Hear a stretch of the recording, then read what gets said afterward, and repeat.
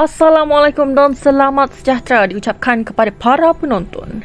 Bersama saya, Alia Najihah binti Ali Hashim, pada kali ini akan mengupas ragam hias mimbar Masjid Hidayatul Ummah, Kuala Kangsar, Perak.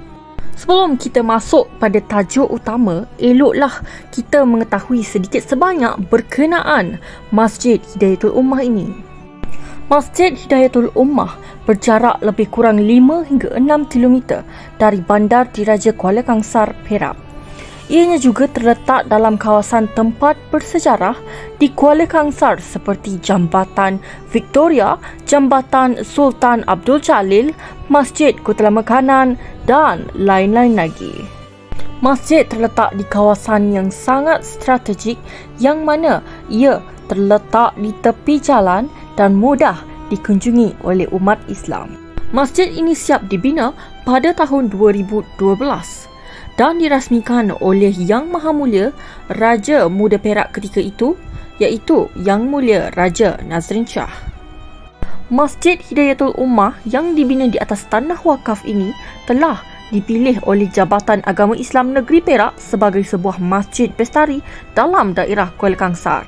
Masjid Hidayatul Ummah memiliki banyak kemudahan seperti jalan tanpa halangan untuk golongan kelainan upaya, tempat wuduk yang selesa, tandas yang bersih dan mesin layan diri.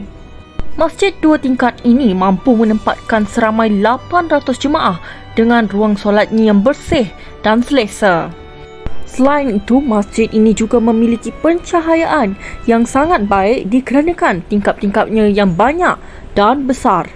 Masjid ini juga memiliki sebuah ruang bacaan yang menempatkan banyak buku-buku tauhid, tafsir, hadis dan banyak lagi di tingkat 2.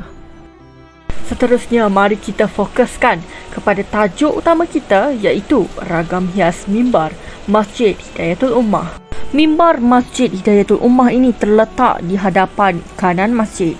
Menurut Imam Masjid, mimbar ini dikabarkan berusia 10 tahun seiring terbinanya masjid tersebut. Mimbar ini dianggarkan memiliki tinggi lebih kurang 3 meter untuk memudahkan imam melihat para jemaah serta para jemaah dapat mendengar suara khatib dengan lebih nyaring. Selepas melandanya COVID-19, mimbar di Masjid Hidayatul Ummah ini didirikan di dalam sebuah bilik kecil dan daripada luar, ia hanya memperlihatkan bahagian hadapan dan kirinya sahaja. Di bahagian luar mimbar, tepatnya di bahagian bawah, menampilkan motif geometri dengan ukiran tebuk timbul. Manakala bahagian luar dan atas mimbar menampilkan ukiran tebuk tembus dengan motif geometri di bahagian atas. Ukiran geometri bintang bujulapan dan kekotak di bahagian pola pemidang menghasilkan bentuk kubah masjid. Daripada bahagian luar, puncak diukir dengan 7 lapis yang mana semakin tinggi, lapisannya semakin besar. Untuk sampai ke mimbar, imam perlu menaiki 4 anak tangga batu dan sebuah newel. Di bahagian susur tangga akan terlihat dengan motif flora, iaitu ukiran bunga teratai. Di dalam mimbar terdapat sebuah kerusi, sebatang tongkat dan platform untuk meletakkan kertas atau bacaan. Secara umumnya, rekaan motif yang terdapat pada mimbar adalah seragam dengan rekaan masjid yang berkonsepkan geometri, yang tepatnya lagi bentuk bintang berbujulapan dan kekotak. Selain daripada mimbar, terdapat juga sebuah meja yang terbuat daripada kayu jati yang sering digunakan oleh para penceramah untuk menyampaikan ilmu.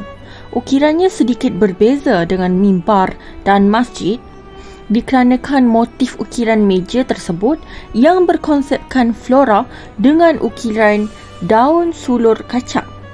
Jenis ukiran yang diterapkan pada meja adalah ukiran tebuk timbul bersilat di bahagian hadapan dan ukiran tebuk tembus bersilat di bahagian kiri dan kanan. Dan di bahagian belakang, ukiran dilapisi dengan cermin. Di bahagian hadapan, meja dihiasi dengan tulisan khat nasakh berwarna emas yang tertulis Masjid Hidayatul Ummah, Kota Lama Kiri, Kuala Kangsar. Kesimpulannya, berbalik pada ragam hias mimbar, mimbar di Masjid Hidayatul Ummah Kuala Kangsar Perak ini banyak menampilkan elemen ukiran berkonsepkan geometri bintang berbucu 8 dan kekotak, yakni selari dengan reka bentuk Masjid Hidayatul Ummah yang juga menonjolkan rekaan dengan konsep yang sama.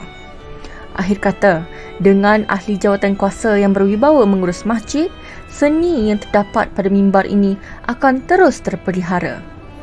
Terima kasih saya ucapkan kepada AJK, imam dan siap masjid kerana membenarkan saya membuat kajian ke atas mimbar di masjid ini. Semoga kita berjumpa lagi. Sekian, terima kasih.